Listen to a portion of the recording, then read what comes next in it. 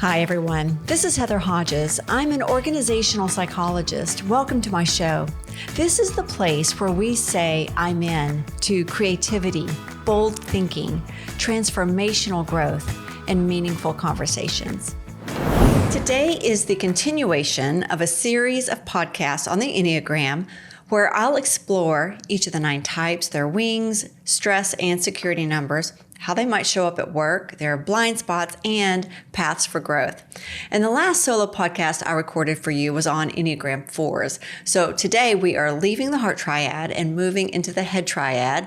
And we're going to start with 5s who are in the withdrawing stance. Now, 5s are called the observer, with the passion of avarice, which is not a word we use a lot in modern English. Avarice just means greed. And 5s have the desire to be capable and competent. And they are perceptive and innovative, but they're also secretive and isolated. And at their best, 5s are visionary pioneers, and they are ahead of their time. They're able to just see the world in this entirely new and amazing way. And the basic fear of 5s is being useless or helpless or incapable. So their basic desire is they need to understand and they need to feel and be capable and competent.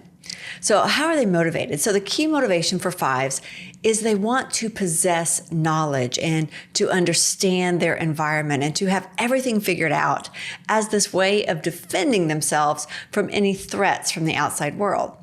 Now, 5s they're alert, they are insightful, they're curious, and they are able to concentrate and focus on developing complex ideas and skills. And they need to be independent, and they are innovative, and they are inventive. But they can also become preoccupied with their own thoughts and their imaginary constructs. So they live a lot of their life in their head. And they can seem detached, yet they're also high-strung and intense. And they typically have problems with eccentricity, maybe a little pessimism, and isolation. So 5s want adequate resources, so they never have to depend on anyone else. So what they do to make sure that they have adequate resources is they hoard. And so they hoard the necessities in life that they believe will ensure a private existence. And so they often hoard their personal time and energy. And sometimes they hoard money or resources or just about anything that they believe will help them maintain their independence. Now, my mom was a 5. And back in the day, before we all used plastic and Apple Pay, each week she would get her weekly budget in cash from the bank. And over the years, we discovered that she would hold some back each week. And she did this for decades. Now, my mom was also a bibliophile. So we had books and bookshelves and bookcases all over the house. And she would hide the cash in those books.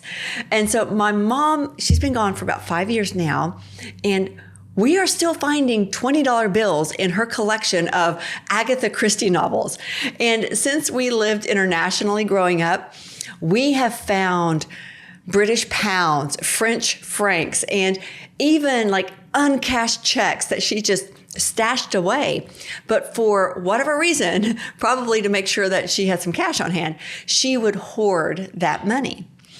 Now, 5s are in the fear triad with 6s and 7s. Now, if you think about what it feels like to be afraid, that's a big piece of this triad. And when you are struggling with fear, you want control.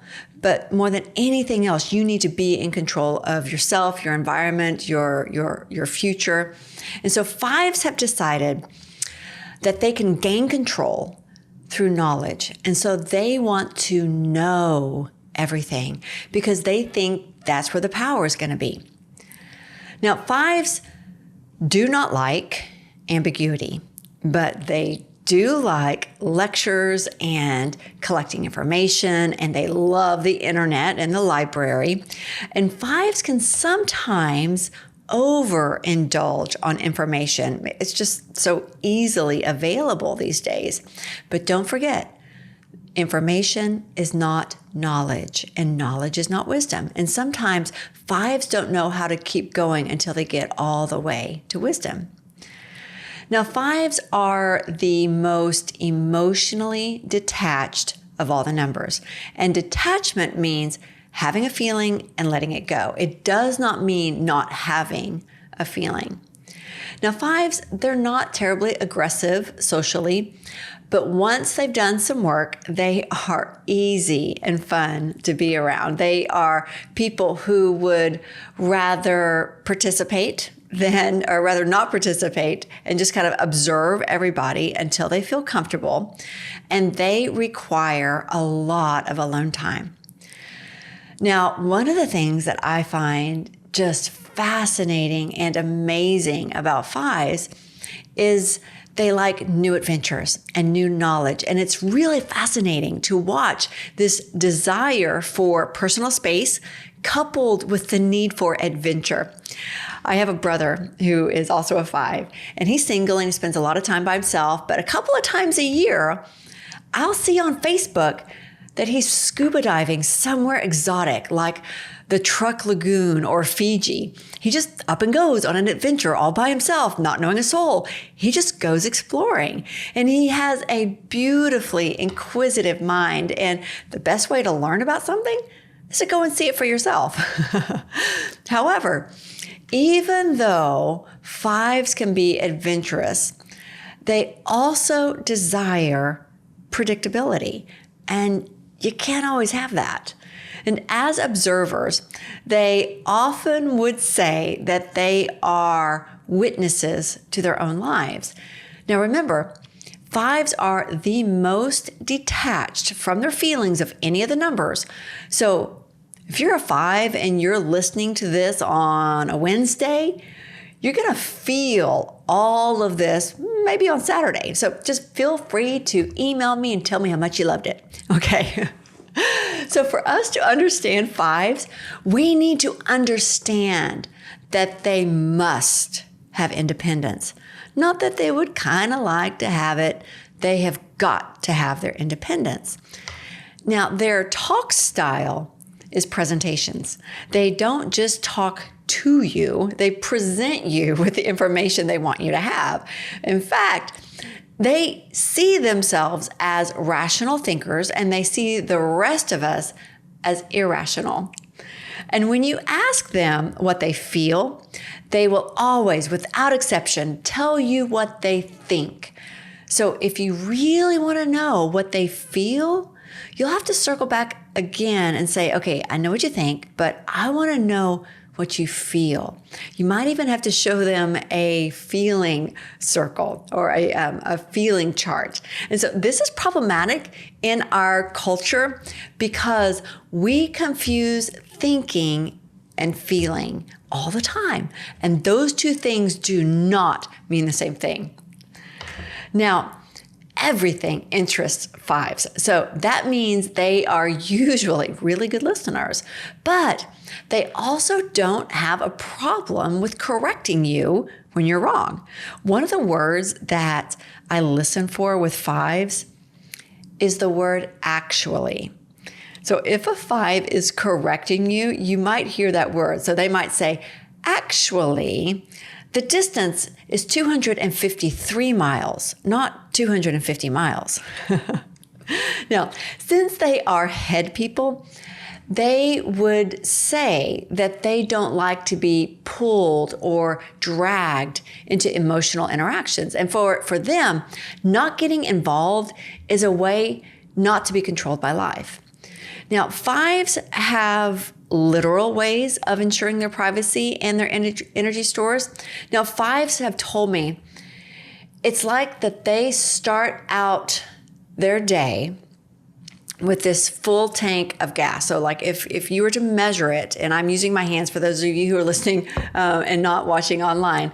So you have this full tank. It's all the way up here. And their tank is full, and every encounter or every meeting, every Zoom call takes a little bit of that energy. And so it's like they, even fun things like lunch or coffee with a friend depletes their energy stores just a little bit. And they have to measure out their energy slowly so that they can get home and recharge before all of that energy is gone. And I've even known fives who maybe they had an event that evening, maybe, a kid's soccer game or something, or maybe even, something fun like going out to dinner with friends. And they would need to cancel a meeting or postpone a call or something in order to save up enough energy so that they could go out that evening and be fully present in whatever activity that they were invested in. Now, remember, 9s have the least amount of energy of any number, but 5s have measured energy. And 5s, they also have a superpower. They have this magic shield. It's like a cloak of invisibility, and they can put it up and not be seen unless they want to be seen. I was hosting Thanksgiving dinner for my family, years ago, and I was rushing around. I was cooking, I was getting ready, I was setting the table, and my sons were in high school at the time, and they were watching the football game. And I don't know how many times I walked past them on the couch when I suddenly realized my brother was sitting with them. And I was like, when did you get here? And he said, about an hour and a half ago. I didn't even see him. I walked past him so many times. 5s can just disappear if they don't want to be seen or noticed. They have that cloak of invisibility that they can use anytime they want. Now, 5s are very loyal, and they keep your secrets. They love you by supporting your interests and your agendas, and they will go see you do what you love to do. And it's extremely brave for a 5 to show up in a relationship because it costs them more than any other number. Remember their energy stores. So when a 5 shows up to be in a relationship with you and exchange their deepest secrets and their heart and their journey with you, you need to celebrate that because it's very difficult for a 5, but that's a true gift. Okay, let's talk about wings. So your wings are on either side of your core number, and everyone has access to both wings. You have 2 wings, but you may be overly reliant on one wing over the other. And your work is to grow both of your wings so that you are balanced and mature. And so 5s with a really strong 4 wing, they are more creative, more sensitive, more empathetic, and a little more self-absorbed than 5s with a strong 6 wing. So these 5s, the 5s with the strong 4 wing, they are independent, they are often eccentric, they are not quite sure what to do with all of the feelings that their 4 wing gives them, but they would rather process those feelings in private than in a group. And they are more likely to experience more melancholy than 5s with a strong 6 wing. Also, because of the 4 wing, they are less guarded emotionally than with others than the 5 with a strong 6 wing. Okay, now on the other side, fear plays a larger role for a 5 with that strong 6 wing. They are more anxious, more cautious, a little more skeptical, but they are also more social and loyal than a 5 with a 4 wing. So these 5s can live their whole lives in their head, and they will tend to question authority and the status quo. And even though 5s with this strong 6 wing are more relational, they can also be socially awkward folks as well. Now, let's look at stress and security and growth. What do the arrows mean for 5s? So when a 5 is in stress They become a little hyperactive and scattered at 7. They will hoard and cling even more tightly to things. And when this happens, they turn their attention away from the needs of others and focus solely on their own safety and their own independence. So in this space, 5s can even be a little rude or condescending and disconnected. However, when they are feeling secure and safe and they're on this growth path, 5s, they can become more self-confident and decisive like a healthy 8. And so this is a gigantic move for the 5. And when they make this move, they are more spontaneous and outspoken and physically present. And the difference, it is so striking that people will ask, what happened to you? You're just suddenly energetic and talkative. And that's a really good place for 5s because they have more energy and they can just live life more abundantly. So what do 5s look like at work? So in the professional world, 5s are prized for their cool-headed, analytical, clear, pioneering minds. So think of people like Bill Gates, Stephen Hawking, Jane Goodall. And 5s are in every profession, and they make great engineers and researchers and librarians and professors and programmers and psychologists. And since they can remain calm in a crisis, they also make fantastic pilots and doctors and nurses and EMTs. And no matter what field the 5 goes into, the thing they need most at work is predictability. And this is because if the 5 knows exactly what is required from her during the day, she can measure out the exact amount of energy it will take to meet all of those requirements and still get home at the end of the day without running out of gas. Now, 5s, they don't like meetings, but if they do have to go to a meeting, they want to know what time it starts, what's on the agenda, what time will it end, and at the end of the meeting, if the presenter goes over, or if at the end of the meeting and you're at time and they ask for final questions and a hand shoots up, 5s are the one that is going to give that person the side eye. Now, sometimes as leaders, 5s can over-focus on the project and end up not supporting their team in the process. And they also tend to erect all kinds of barriers between themselves and their coworkers. So 5s aren't the ones who want the corner office with the glass walls. They would be happier in the basement where no one can bother them while they work.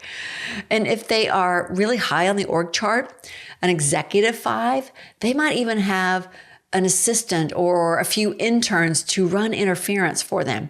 I even knew a 5 one time who had the door from his office to the hallway literally walled up. They closed it up, and anyone who wanted to meet with him had to go through his assistant's office for that.